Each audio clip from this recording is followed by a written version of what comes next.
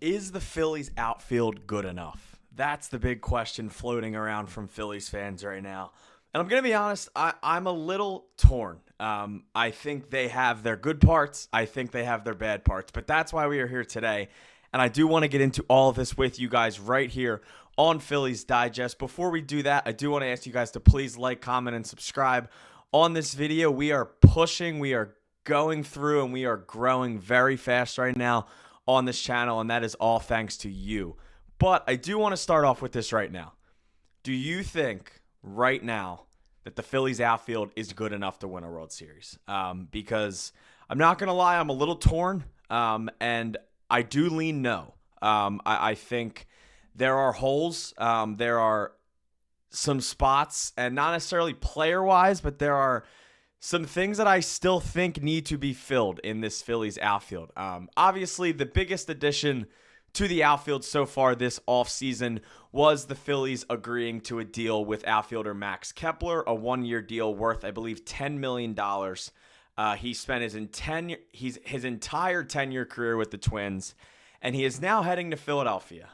So now, if you are the Phillies, you have a starting outfield of a mix of Max Kepler, Brandon Marsh, Johan Rojas, and Nick Castellanos. And we did sort of get this here from Dave Dombrowski the day of his media availability that right now it seems like Max Kepler is going to be playing left field. He has never played an inning of left field in his entire baseball career. But that is going to change and probably change on opening day. It seems like right now Max Kepler is the starting left fielder for the Philadelphia Phillies. I would assume opening day, Brandon Marsh will probably be in center field, and barring some sort of big trade, Nick Castellanos will be in right. So I would say those are probably your three starting outfielders on opening day for the Phillies. Obviously, that depends on pitching matchups. If they did prefer Rojas out there, then he would probably go in center field. But right now, I would say the three best outfielders that the Phillies have on their team are Max Kepler, Brandon Marsh, and Nick Castellanos.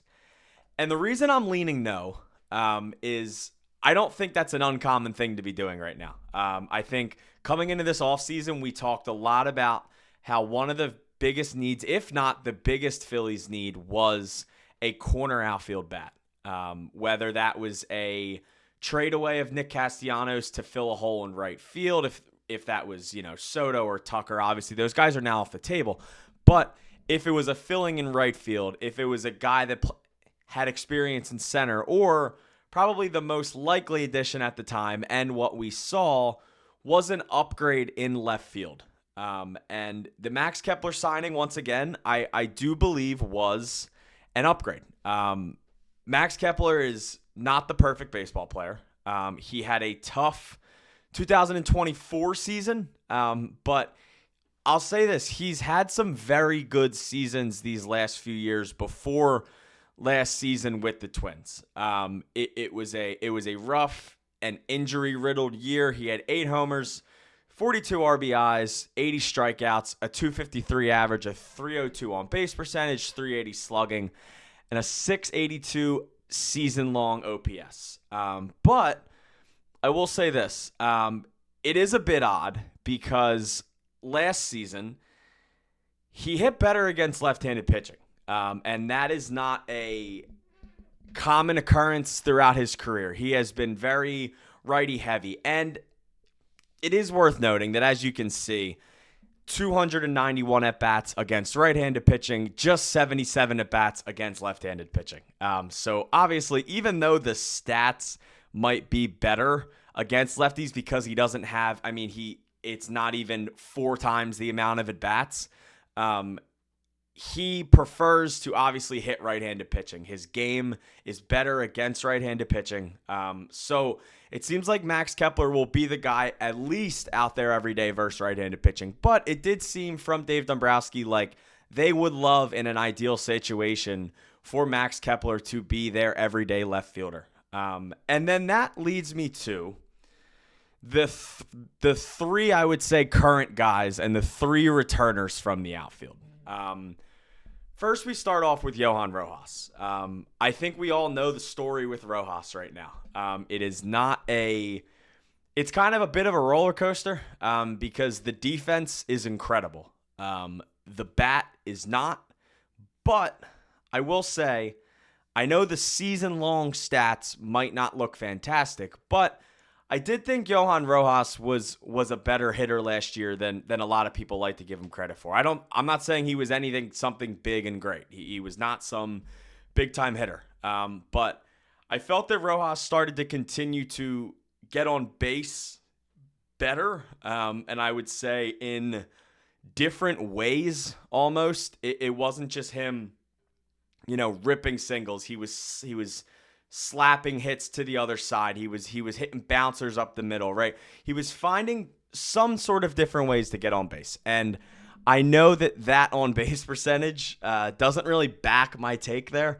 But I do think there is something here to Johan Rojas. But it is worth noting that if you look at the splits for Rojas, against lefties, batting average, he hit 212.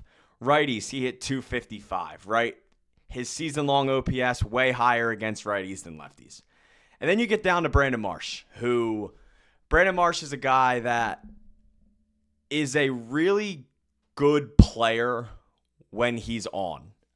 That is kind of my best way to describe him right now. He is a very talented baseball player when he's at his best. But we have seen the kind of lows with Brandon Marsh, and we've seen the strikeout numbers against left-handed pitching. He struck out at almost a 50% clip last year against lefties. He had 78 at-bats against lefties and struck out 33 times last year.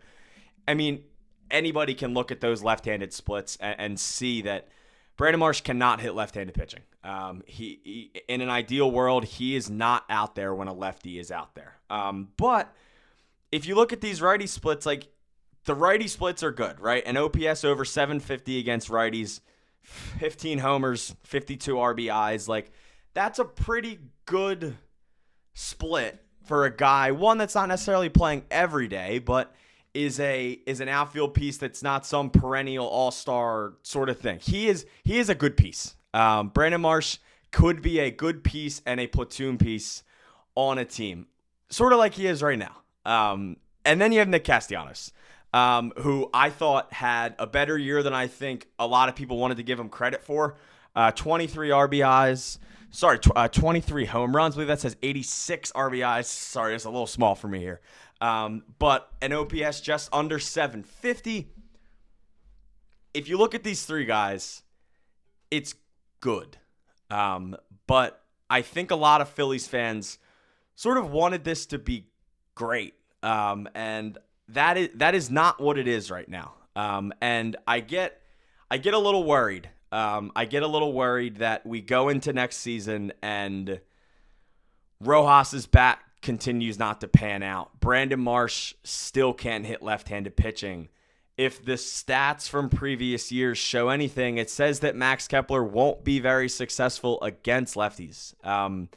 So right now, I'm worried about Phillies outfielders hitting left-handed pitching because realistically, they have one guy that can really hit left-handed pitching, and that is Nick Castellanos, who did hit lefties a lot better than righties last year. But it is just a bit concerning right now, the matchups and how they stack up against left-handed pitching. I don't think this is a bad outfield. I think this offseason we kind of, and this is more of a general roster note, I think we kind of ran with this offseason, and a lot of us were still very angry about how last year ended, and I completely understand that, but I don't think this roster top to bottom is as bad as a lot of people are sort of making it out to be. But on that note, I still think it is a bit of an underwhelming offseason as far as the outfield. I wrote an article the other day saying that I think this offseason as a whole from the entire roster was more of a success than a failure. If you want to check that out, that is on crossingbroad.com. That is from a general offseason standpoint. But as far as the outfield, this is absolutely my biggest concern with the team right now. And this is from 94.1 host Tom Kelly. Like the Luzardo move, but disagree with the overall approach this offseason. Inconsistent offense, particularly in the outfield, is the Phillies' biggest problem, and for the second straight year, they've chosen to ignore it. And I agree. As far as Max Kepler, though, however, if the Kepler signing works out, I think it changes a lot because I think Kepler is a guy. Obviously, you see more right-handers than left-handers. If Kepler is a guy that is hitting really well against right-handed pitching, I think running out there every day, basically every day with a Kepler, Marsh, Castellanos outfield will be okay. But bottom line is you don't really know what you're going to get from Kepler. It's a new signing. It's a new city. It's a new team. You just don't know. So I'm still a bit underwhelmed. And I wish I wasn't. I wish there was one more move. And I do think there still could possibly be one. I think Dombrowski keeps saying they're done. Obviously, he doesn't tell us all the truth. So I think there is some sort of move that is always potentially ready to be made for the Phillies. But as of right now, I am still a little bit concerned about this outfield, especially against left-handed pitching. So I want to hear from you guys. If I asked you right now, is the Phillies outfield good enough? What is your answer? Yes or no? This has been a new episode of Phillies Digest. My name is Luke Arcaini. Thank you so much, and we will talk to you next time.